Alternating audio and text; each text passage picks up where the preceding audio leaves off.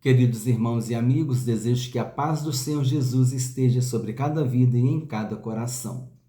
Hoje nós vamos estudar a lição 3, que será ministrada no dia 21 de abril de 2024. É a lição 3 da Revista dos Jovens, cujo título é A Realidade Bíblica do Pecado. Há um conteúdo na descrição do vídeo. As referências bíblicas da leitura semanal também estão na descrição do vídeo. Texto principal. Porque todos pecaram e destituídos estão da glória de Deus. Romanos capítulo 3, versículo 23. Resumo da lição. O pecado é um mal real que atinge toda a humanidade e que traz consequências eternas. Na leitura semanal, segunda, é o Espírito que convence do pecado. Na terça, pecado por não fazer o que é certo. Na quarta, não encobrir o pecado. Na quinta, o pecado sempre é contra Deus.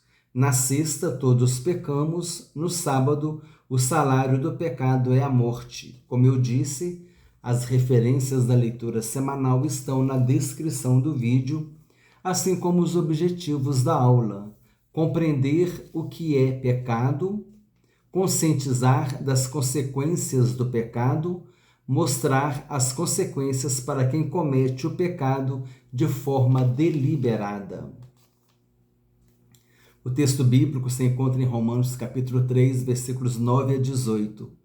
Observe que nesse texto, Paulo fala dos pecadores não remidos, aqueles que não tiveram a experiência do novo nascimento. O texto bíblico diz assim: por quê? Somos nós mais excelentes? De maneira nenhuma, pois já dantes demonstramos que, tanto judeus como gregos, todos estão debaixo do pecado. Como está escrito, não há um justo, nenhum sequer. Não há ninguém que entenda, não há ninguém que busque a Deus. Todos se extraviaram e juntamente se fizeram inúteis. Não há quem faça o bem, não há nenhum só. A sua garganta é um sepulcro aberto. Com a língua tratam enganosamente. Peçonha de áspides está debaixo de seus lábios, cuja boca está cheia de maldição e amargura. Os seus pés são ligeiros para derramar sangue. Em seus caminhos há destruição e miséria. E não conheceram o caminho da paz. Não há temor de Deus diante de seus olhos. Conforme eu disse, são características de uma pessoa que ainda não teve uma experiência com Jesus. Introdução. Uma das características do cristianismo é o ensino de que o homem possui uma forte tendência a rejeitar o que é bom e praticar o que é mal. Tal prática desagrada e ofende a Deus, pois Ele nos criou para que fizéssemos o que é certo e justo. Essa prática do que é mal chamamos de pecado, algo que faz com que o homem se afaste de Deus e seja condenado a uma existência de conflitos com aqueles que o cercam e com aquele que os criou nesta vida e que pode levá-lo ao inferno na eternidade. Item 1. O que é o pecado? Conceitos extrabíblicos sobre o pecado. Uma das características do pecado é o obscurecimento do entendimento humano. Isso significa que qualquer coisa que lhe seja dita e que corresponda a uma reprovação por seus atos errados poderá ser intelectualmente rechaçada. Aqui nós costumamos dizer que é uma mente cauterizada, né? Aquela mente que está cauterizada. O que é a cauterização? Você está com o dedo sensível, você passa um produto aqui, ele vai queimando aqui, né? E vai tirando aquela sensibilidade. Ele vai cauterizando, ele vai tirando a sensibilidade. A mente cauterizada é exatamente isso. Ela está insensível à palavra de Deus, né? e várias coisas podem cauterizar a mente, mas a palavra do Senhor é poderosa para quebrar, amém? Deus disse lá em Jeremias: não é a minha palavra como martelo que esmiuça a penha? Penha é rocha, né? Lembra de penhasco. Então, é nesse sentido, ó, somente a palavra de Deus pode quebrantar essa dureza de coração e essa dureza de mente, não é? Continuando a leitura. Há uma corrente filosófica que defende ser o pecado um mecanismo de opressão de um grupo de pessoas por outro, de tal forma que, se os oprimidos estiverem livres dessa opressão, não cometerão pecado. Outra corrente ensina que as ações como a violência e o desajuste sexual não têm uma origem espiritual, e sim material, pois se o homem é fruto de uma evolução, esses elementos são traços característicos dos animais passados geneticamente. Para outros pensadores, o pecado é uma ilusão a ser combatida por meio intelectual, pois para eles, se Deus não existe, logo, a ideia do pecado, que é uma afronta contra esse Deus, também não deveria existir. Na prática, a sociedade dos nossos dias rejeita a ideia da existência do pecado como um mal que aflige a humanidade e que deve ser combatido. Dessa forma, atribui a ele uma mera percepção religiosa, não sendo, portanto, algo que deve fazer parte das preocupações dos seres humanos. Tudo isso mostra que o pecado tem o poder de afetar o intelecto e as ações humanas, distorcendo a capacidade de entender e aceitar as coisas espirituais. Conforme dito, né, aquela mente cauterizada, aquela mente insensível à palavra de Deus, ela vai resistir à mensagem do Evangelho, ela vai resistir à ação do Espírito Santo. Mas até o limite que Deus permite também. Na hora que Deus agir, Ele interfere naquela vida, Ele conduz aquela vida a um encontro com Ele, né? O Espírito Santo começa a trabalhar naquela vida, aquela palavra começa a chegar naquele coração. Deus tem poder para fazer isso. Precisamos levar a palavra de Deus. Paulo disse: porque não me envergonho do Evangelho, porque é o poder de Deus para a salvação de todo aquele que crê. Em Romanos capítulo 1, versículo 16. Precisamos pregar o Evangelho. Precisamos crer no poder da palavra de Deus. Jesus disse: as palavras que vos tenho proferido são espírito e vida. Essa palavra tem poder para impactar vidas e corações. Por mais cauterizada que esteja essa mente, por mais endurecido que esteja esse coração, nada nem ninguém pode resistir o poder da palavra de Deus, não pode resistir o poder do nome de Jesus. Amém? Então podemos sim levar essa palavra, anunciar essa mensagem, crendo que ela não voltará vazia. E Deus vai atuar nessa vida, vai atuar nesse coração. Mas, infelizmente, muitos querem resistir a essa palavra, eles distorcem, questionam, levantam um espírito questionador e começam a rebater aquilo que é pregado, aquilo que é anunciado, muitas vezes até mesmo porque eles estão sendo confrontados com uma situação que incomoda eles. E muitas vezes eles rebatem ali, eles resistem, mas muitas vezes eles vão para casa pensando naquilo. E Deus vai agindo, amém? Número 2, o conceito bíblico sobre o pecado.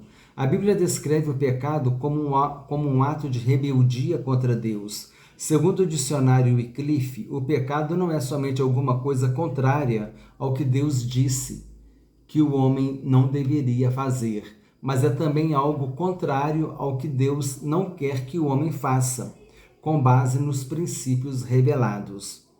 A expressão mais utilizada para definir o pecado é errar o alvo, ou seja, ter na sua frente um objeto e não conseguir acertá-lo, como se uma pessoa que tivesse em mãos um arco e uma flecha, ou mesmo uma funda, e não conseguisse atingir o alvo à sua frente, ou porque estava em movimento, ou porque quem atirou a flecha ou a pedra não mirou de forma correta.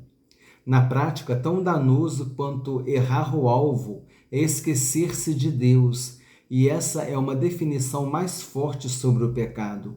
Quando nos esquecemos do Senhor e transgredimos a sua lei, nos colocamos contra ele e seus mandamentos.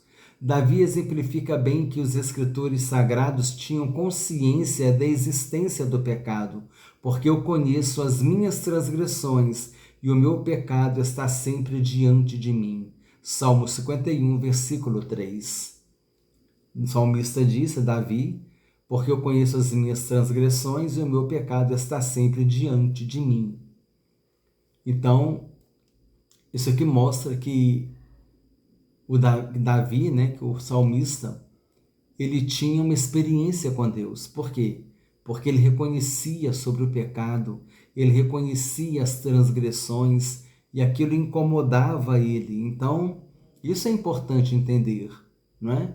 Porque a partir do momento que você está sendo incomodado com o pecado, que você está ficando aflito por causa disso, é porque o Espírito Santo está atuando na tua vida, você está se importando em fazer a vontade de Deus. Porque o pecador não remido, até eu anotei aqui o pecador remido e o pecador não remido. O pecador remido é aquele que ele peca também, mas ele evita o pecado, ele não vive pecando, ele é uma pessoa que pede perdão, se humilha. Jesus tem misericórdia de mim porque eu sou um pecador. Então esse é o pecador remido. Ele sabe que ele precisa do perdão de Deus, da misericórdia de Deus e vai em busca disso e deseja acertar com Deus. Agora, o pecador não remido, ele não teve a experiência de salvação.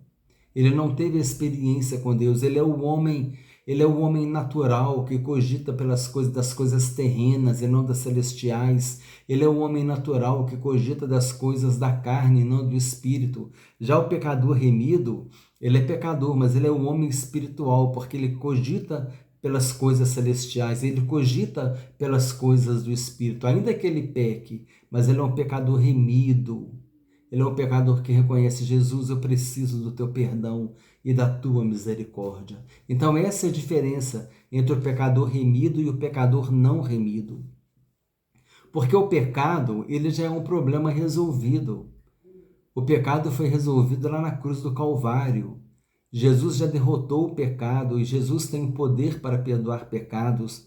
Ele disse para as pessoas que criticaram, Jesus falou assim para o paralítico: os seus pecados estão perdoados. E muitos falaram: quem é que pode perdoar pecados senão Deus? E Jesus disse: ora, para que saibais que o Filho do Homem tem autoridade na terra para perdoar pecados, disse ao paralítico: levanta-te e anda. E aquele paralítico ele se levantou, porque Jesus tem autoridade para perdoar pecados. Jesus disse, depois que ele ressuscitou: toda a autoridade me foi dada no céu e na terra. Jesus tem autoridade para perdoar pecados. Então, o pecado é um problema resolvido. O sangue de Jesus nos purifica de todo pecado.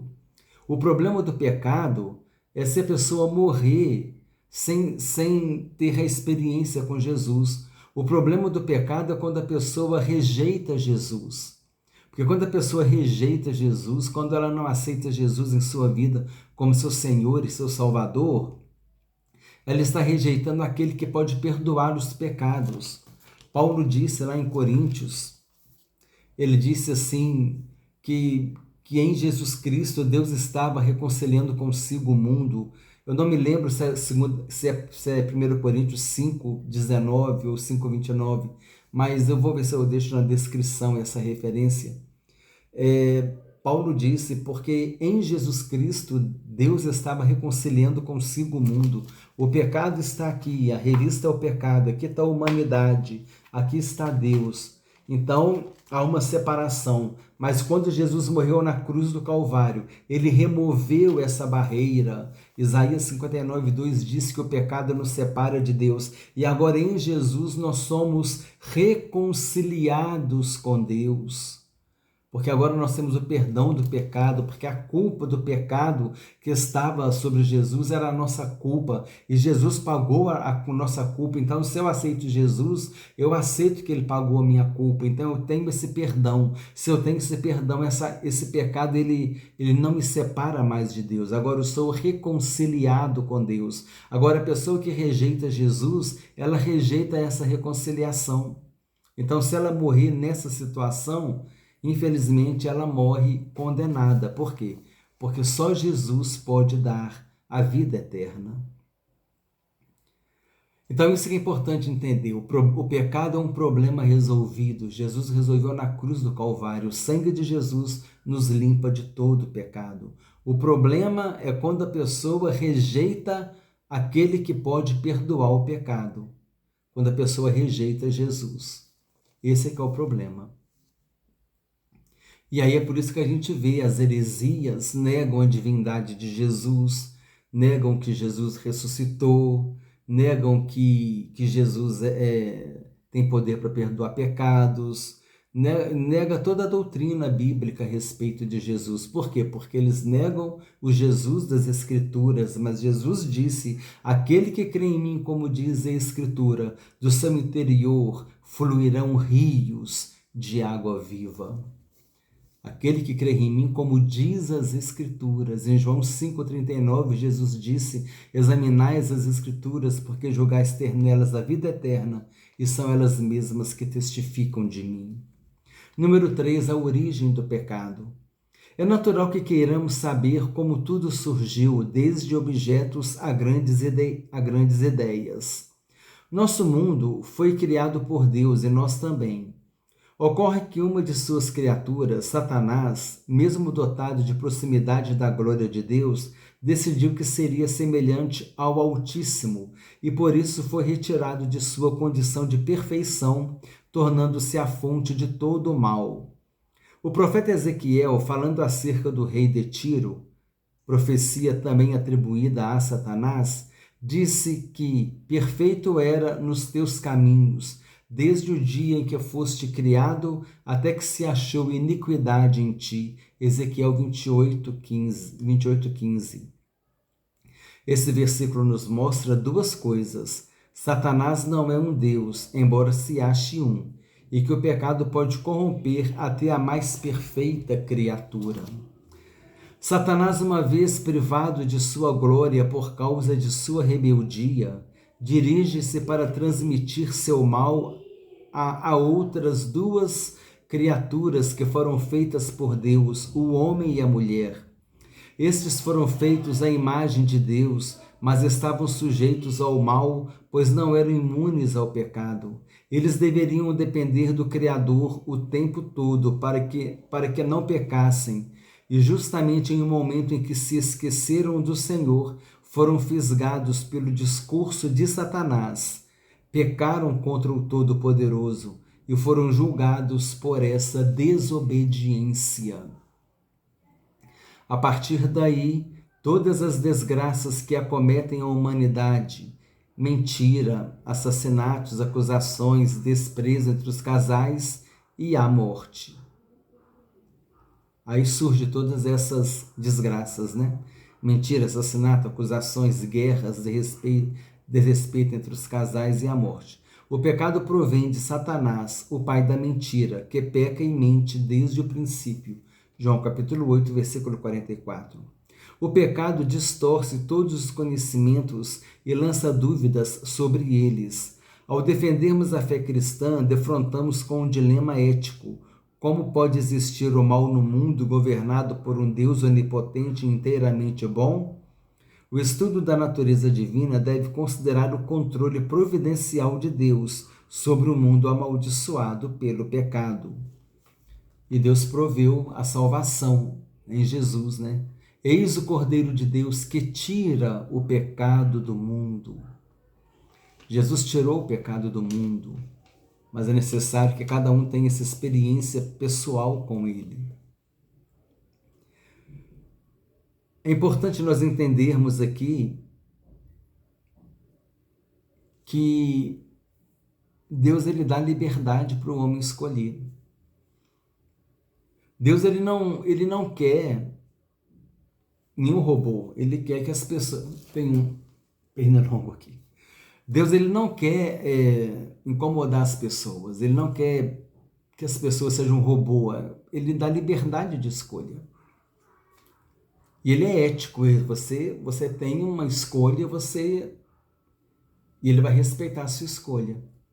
Mas ele é ético, ele diz assim, olha, você tem uma escolha. Se você recebe Jesus como Senhor e Salvador de sua vida, você vai ter o perdão dos pecados e vai ter a vida eterna. Agora, se você rejeita Jesus, você rejeita o meu amor, porque o meu amor está em Jesus. A minha misericórdia está em Jesus. A minha graça está em Jesus. O meu perdão está em Jesus. A minha salvação está em Jesus. Se você rejeita Jesus, você rejeita tudo. Meu amor, meu perdão, minha graça, minha misericórdia, minha salvação. Mas se você recebe Jesus como seu Salvador, então você vai ter tudo isso, a graça, a misericórdia, o perdão, e a salvação, e o amor de Deus. E Deus, ele deixa que a pessoa escolha. Mas é importante entender que cada decisão traz uma consequência. Se você aceita Jesus como seu Salvador, você vai ter uma consequência, que é o perdão dos pecados e vai herdar a vida eterna. Se você rejeita Jesus como seu Salvador, não quer ter um compromisso com Jesus, você estará sujeito à condenação eterna, a menos que você em algum momento se converta. Mas se você perecer, morrer, nesse estado de rebeldia, você estará condenado ou condenada. E Deus não pode fazer nada mais por você, porque Ele está te dando a oportunidade de salvação hoje. Eis agora o tempo sobremodo oportuno, eis agora o dia da salvação. Hoje é o dia de aceitar Jesus como seu Senhor e Salvador. Hoje é o dia de entregar a tua vida a Jesus Cristo. Amanhã pode ser tarde demais. Porque Jesus disse, para as minhas ovelhas eu dou a vida eterna. Então Jesus, ele perdoa o pecado. O pecado não é problema. Problema é quando a pessoa rejeita aquele que pode perdoar o pecado. Receba hoje Jesus em tua vida como teu Senhor e Salvador. Caso você ainda não tenha tido uma experiência com Jesus, é a melhor coisa que você pode fazer na tua vida, e a decisão mais acertada que você pode tomar na tua vida é receber Jesus em tua vida como teu Senhor e teu Salvador. Número 2. As consequências do pecado. O homem foi criado bom. Segundo as Escrituras, o ser humano foi criado perfeito, sem pecado. Chamamos isso de estado de inocência, em que o homem e a mulher não tinham consciência do mal. É a dispensação da inocência e a dispensação da consciência. Depois que o homem pecou, ele saiu da dispensação da inocência e passou para a dispensação da consciência.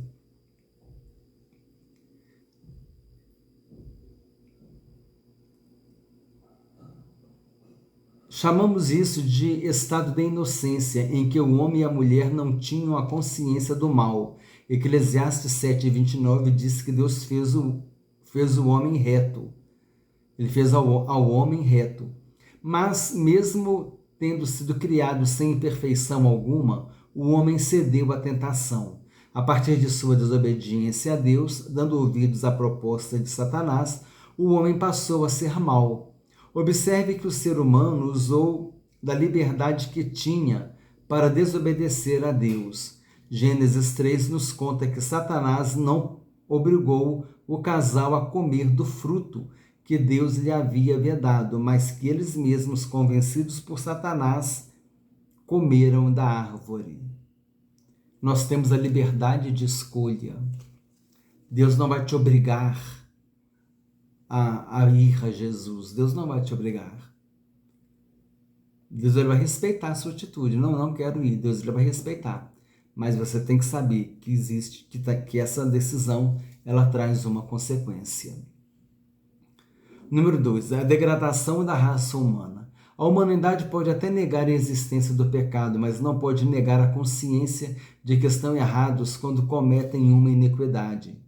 Gênesis capítulo 3, versículo 7 diz: Então foram abertos os olhos de ambos e conheceram que estavam nus. O pecado tira a inocência do ser humano.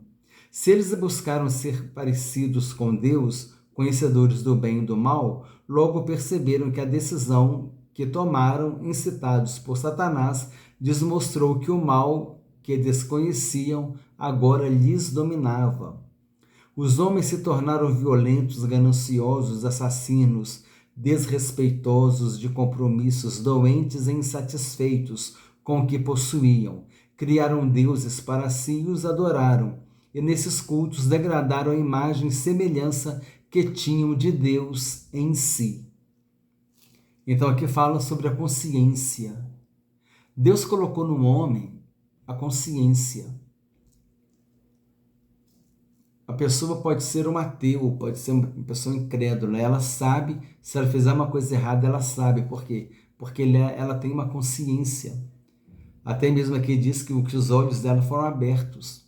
Agora ela tem uma consciência do que é certo e do que é errado. Ela saiu da dispensação da inocência e passou para a dispensação da consciência. A pessoa pode ser o ateu mais convicto do universo. Ele sabe que roubar é pecar, é errado. Pecado, eu acho que nem vai aceitar essa definição, mas ele sabe que roubar é errado, isso ele sabe. Mas por que ele sabe que isso é errado? Ele sabe que ele falar mal de uma pessoa e prejudicar alguém no trabalho, sendo mentira, ele sabe que isso é errado. Nem sendo verdade, ele não deveria fazer, né? Fofoca também não é de Deus. Mas ele levantar falso testemunho e prejudicar alguém, ele sabe que é errado, né? Por quê? Por causa da dispensação da consciência, porque ele vive agora na consciência. E isso, quem colocou essa consciência no homem? Foi Deus. Um dos modos que Deus se revelou ao homem foi colocar essa capacidade dele perceber o que é certo e o que é errado. Número 3, a degradação do mundo em que vivemos. É curioso perceber que o pecado afetou não somente a humanidade, mas igualmente o mundo em que ela vive. Questões como alterações climáticas, poluição e alterações na produtividade dos alimentos têm sua origem nos efeitos do pecado. O apóstolo Paulo nos diz que a criação aguarda ser redimida. Romanos capítulo 8, versículo 22. Os problemas ambientais que vemos hoje são oriundos da pecaminosidade humana, seja por força de ações, seja por omissões, ações ou omissões. O descaso com o ambiente em que vivemos nos mostra o quanto nos afastamos de Deus e de sua criação. Mesmo a terra prometida pelo Senhor a Moisés e ao povo foi alvo desse descaso. A lei de Moisés designava que a terra deveria descansar no 7º ano, após ter sido lavrada e as colheitas realizadas. Esse descanso era um sábado do Senhor, Levíticos 25:4. Mas os hebreus desprezaram esse mandamento, sendo isso grave violação à lei de Deus. Aqui fala-se do ano sabático. Durante 6 anos ia plantar e colher. E no 7º ano, tudo aquilo que nascesse espontaneamente da terra você poderia comer. E depois, no outro ano, você ia plantar e comer também.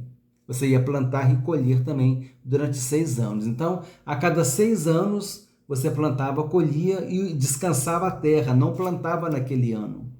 Aí depois, mais 6 anos e descansava. E é interessante que na época da monarquia, os reis, durante 490 anos, eles não respeitaram o povo, os reis, eles não respeitaram esse ano sabático. Eles não deram descanso para a terra. Aí olha só, então 490 anos. A cada 6 anos, o 7º ano descansa. Se você dividir 490 anos, vai dar, por esses 7 anos, né, de 7 em 7 anos, e vai dar 490, vai dar 70 anos. 7 vezes 70, 490. O que aconteceu? Olha só que interessante. Por que o povo também foi levado para o cativeiro da Babilônia, onde ficou 70 anos? Foi por causa da idolatria, da desobediência e também porque eles não cumpriram o ano sabático. Olha só o que diz aqui, segundo Crônicas, capítulo 36, versículo 21. Para que se cumprisse a palavra do Senhor pela boca de Jeremias, até que a terra se agradasse dos seus sábados. Esses sábados aqui são os anos sabáticos. Até que os 70 anos se cumprisse. O povo lá no cativeiro da Babilônia, 70 anos. Cada ano daquele ali... Então, o que acontece? Cada ano daquele ali representava um ano sabático não cumprido.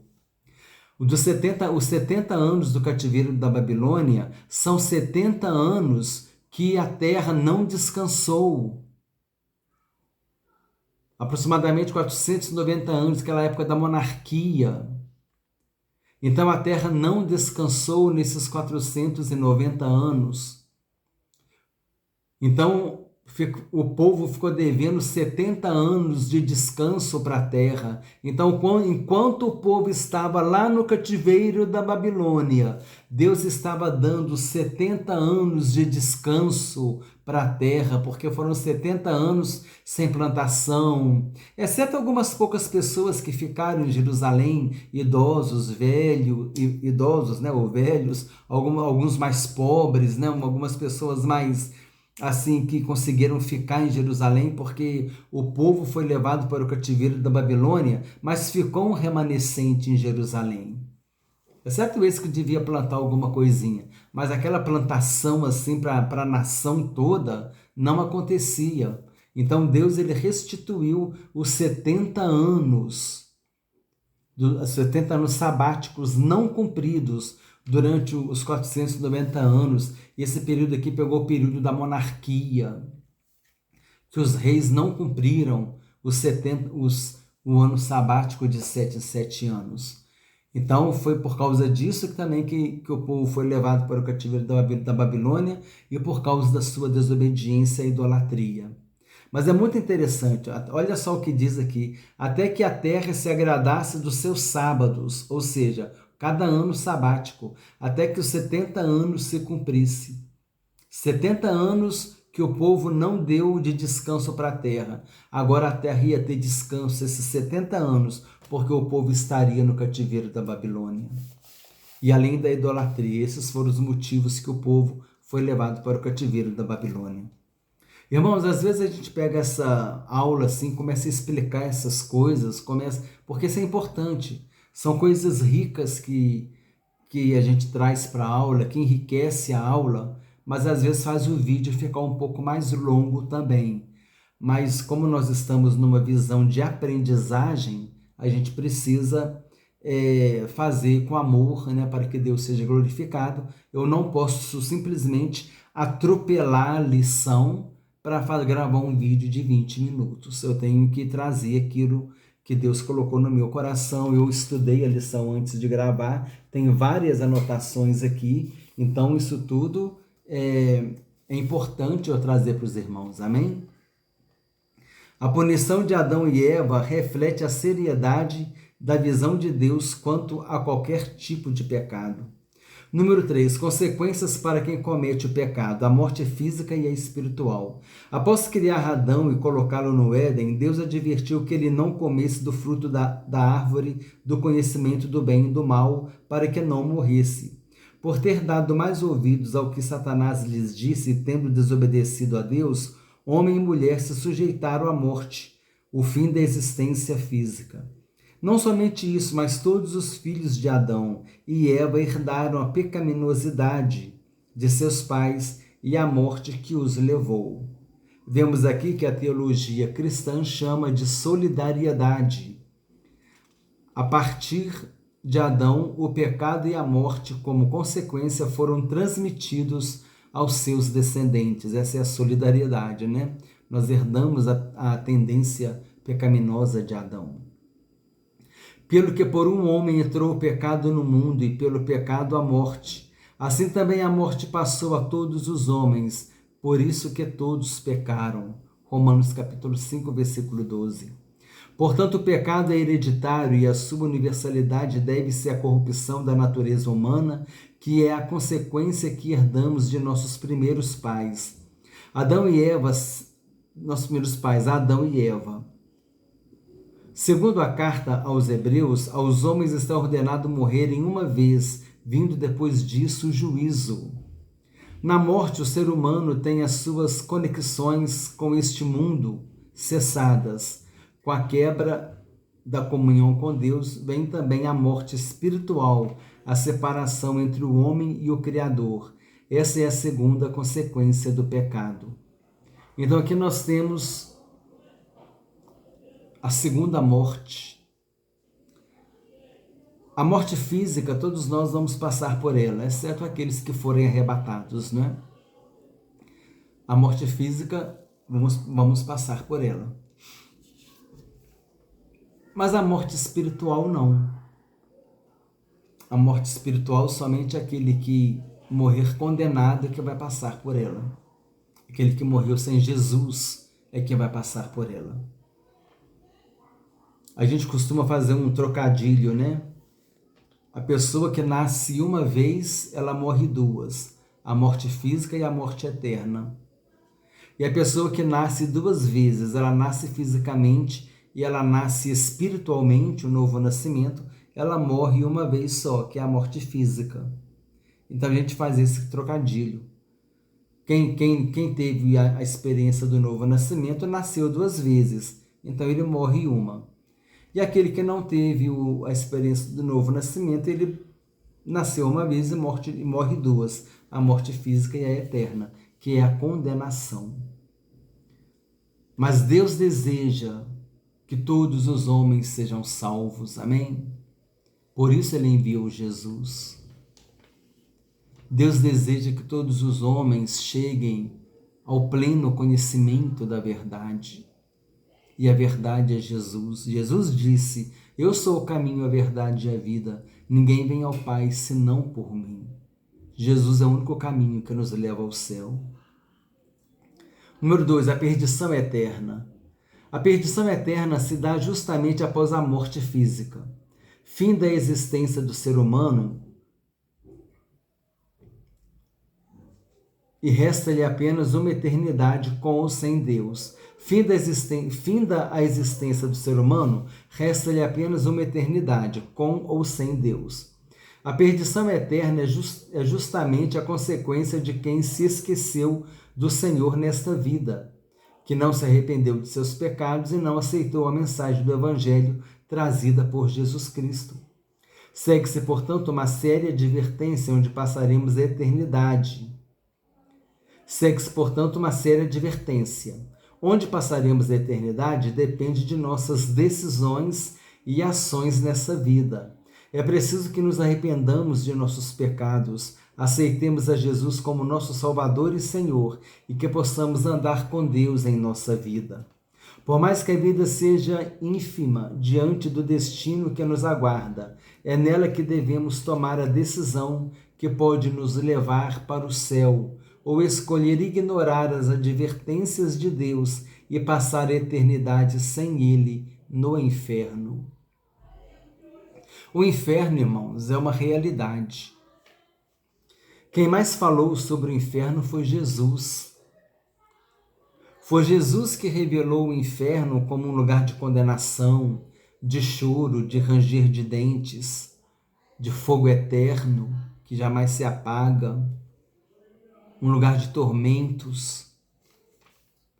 Foi Jesus que trouxe essa revelação do inferno. O inferno, no Antigo Testamento, ele tem a ideia de sepultura, o mundo dos mortos, a região do silêncio. Os mortos não louvam a Deus, a região do silêncio. Essa é a ideia do inferno no Antigo Testamento. Mas no Novo Testamento, Jesus trouxe a revelação de que o inferno é um lugar de condenação. O inferno foi um lugar preparado pelo diabo e seus anjos, É um lugar de tormento eterno. Ele falou a respeito do Lázaro e do rico, que o rico estava em tormentos, um lugar de choro e ranger de dentes, onde o fogo jamais se acaba. Paulo disse que é um lugar de destruição eterna. Escrevendo aos Tessalonicenses, ele disse que é um lugar de destruição eterna. O inferno foi preparado para o diabo e seus anjos, não para o homem. Por isso que Jesus veio, para nos dar a oportunidade da salvação. Jesus veio para nos dar a oportunidade da salvação. A escolha é nossa. O escritor aos Hebreus disse: como escaparemos nós se negligenciarmos tão grande salvação? Não podemos negligenciar a salvação que Jesus conquistou para nós na cruz do Calvário. Amém? Pense, é possível que a humanidade consiga prover uma solução para combater os seus pecados? Ponto importante. A esperança de que a humanidade necessita para se livrar de seus pecados não veio da própria humanidade, e sim do próprio Deus. Foi Deus quem proveu o perdão dos pecados em Jesus. Consideração importante aqui. Percebe-se a importância do estudo do pecado na sua gravidade. O pecado é contra Deus, afeta a totalidade da criação, inclusive a humanidade. Até mesmo o menor dos pecados pode provocar o juízo eterno. E o remédio para o pecado é nada menos que a morte de Cristo na cruz. Os resultados do pecado abrangem todo o terror de sofrimento e da morte. Finalmente, as trevas do pecado demonstram, num contraste nítido e terrível, a glória de Deus. A Bíblia descreve o destino dos ímpios, aqueles que não se arrependeram de seus pecados, como algo terrível e que vai além de toda a imaginação. São as trevas exteriores, onde haverá choro e ranger de dentes, por causa da frustração e do remorso ocasionados pela ira de Deus. É uma fornalha de fogo, onde o fogo, pela sua natureza, é inextinguível. Como é séria a mensagem da salvação. Leve a eternidade a sério, meus irmãos.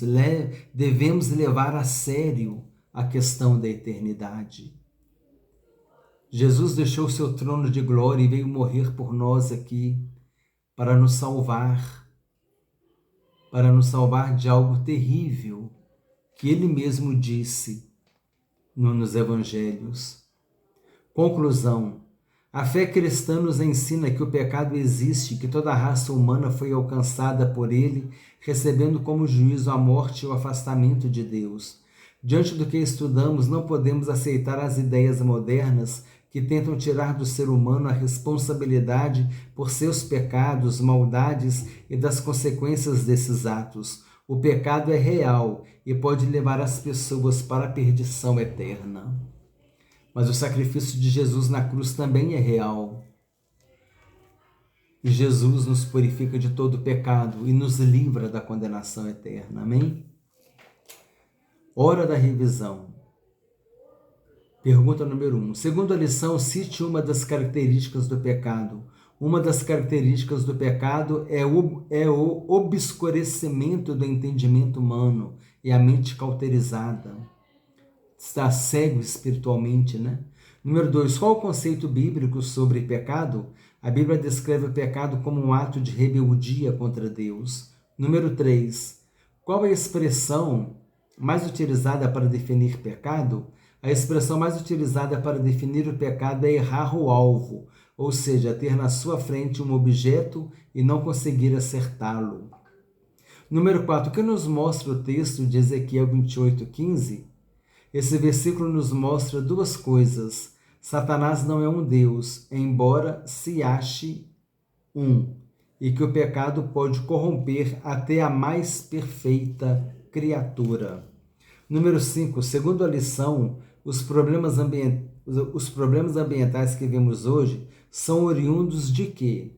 Os problemas ambientais que vemos hoje são oriundos da pecaminosidade humana.